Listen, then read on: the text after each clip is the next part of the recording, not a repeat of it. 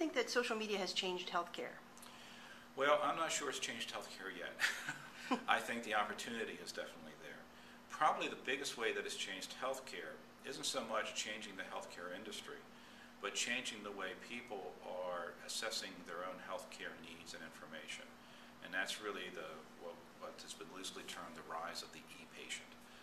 What's interesting to me is the Pew Internet Trust, which has been tracking this and doing this research, kind of coined the phrase, along with some others a few years ago, about the e-patient.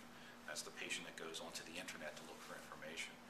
And about a month or two ago, they came out and said, we're no longer going to use that term.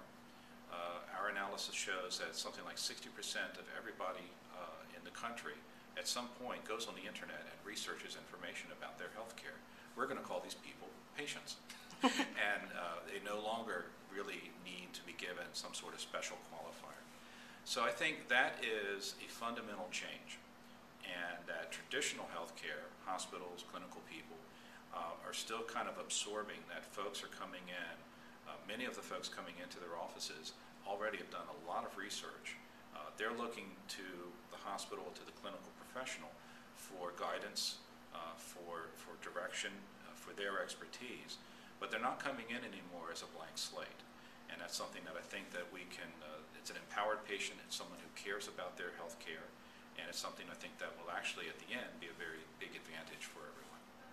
Yes, I was reading something recently that said that the misnomer is that people think that people go to patient communities for support, but they're actually going for information. That's correct. People are either going to, well, Google is still the place that people go for health information. Be it good, be it bad, that's the reality. And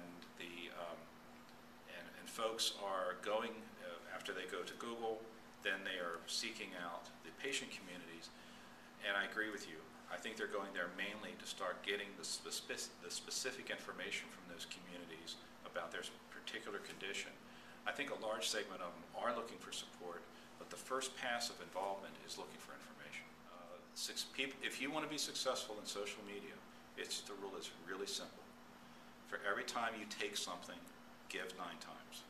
And if you follow that rule, then you'll become a valued, treasured member of the community, and you will ultimately gain from it. And I think that that's good advice. Tell us which is one blog you would recommend for people in healthcare social media, but not your own. I'm recommending yours to everyone, okay. But if there was another one that you would recommend. Well, there's a new blog out there, and there's so many good blogs that I'm going to feel remiss that I'm only mentioning one. But there's a new blog out there that I think is going to be a good resource, and it's called healthissocial.org, run by a gentleman named Phil Bauman, who also runs RN Chat, and I think he's involved in something new called Doc Chat. And it's MD Chat. MD Chat. Right. Yes, Phil is fantastic. Phil's everywhere, and he's not only everywhere, he's doing a great job being everywhere.